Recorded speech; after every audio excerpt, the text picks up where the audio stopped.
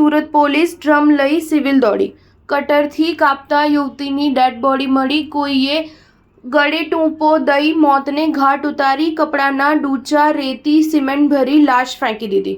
સુરતમાં ભેસ્તાન વિસ્તારમાં એકલારા ભાણોદરા રોડ પર અવાવરૂ જગ્યાએથી શંકાસ્પદ ડ્રમ મળી આવ્યું હતું. લાશ હોવાની આશંકા સાથે પોલીસ વજનદાર ડ્રમ લઈ સિવિલ હોસ્પિટલ પહોંચી હતી. જ્યાં રાત્રે કટરથી સિમેન્ટ ભરેલું આ ડ્રમ કાપતા તેમાંથી યુવતીની ડેડ બોડી મળી આવતા ચકચાર મચી ગઈ છે. ગળે ટૂંપો આપી હત્યા કર્યા બાદ લાશને પ્લાસ્ટિકના ડ્રમમાં કાપડના ડૂચા રેતી સિમેન્ટ સાથે ભરી દઈ ફેંકી દેવાયું હતું.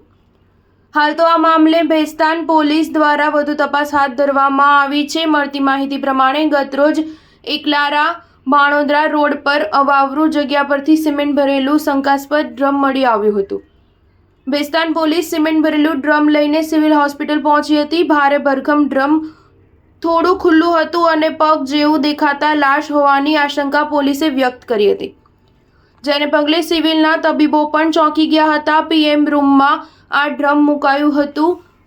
5 ફૂટના આ ડ્રમને તોડવા એકતા ટ્રસ્ટની ટીમની મદદ લેવાઈ હતી. બીજી તરફ એફએસએલની ટીમ પણ સિવિલ દોડી હતી. લાશને છુપાવવા રેતી અને સિમેન્ટ એટલી હદે ભરવામાં આવી હતી કે ડ્રમનું વજન 200 થી 250 કિલોગ્રામ જેટલું હતું.